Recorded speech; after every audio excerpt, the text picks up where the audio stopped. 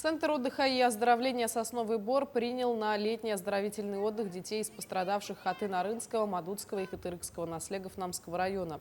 Сотрудники, специалисты и волонтеры Центра отдыха с теплотой приняли и разместили 107 детей. Для маленьких гостей созданы все условия, отвечающие стандартам проживания. Разместили детей в основном здании центра, в комнатах секционного типа с душевыми и санузлами. На время пребывания центром подготовлена яркая культурно-развлекательная программа, а также медицинский персонал, педагоги центра и привлеченные специалисты будут работать над укреплением физического и ментального здоровья детей.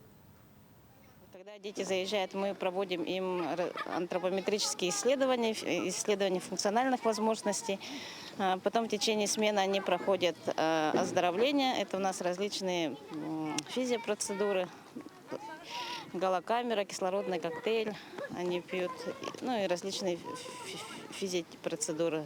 КУФ могут пройти, охрана зрения на аппарате Визотроник.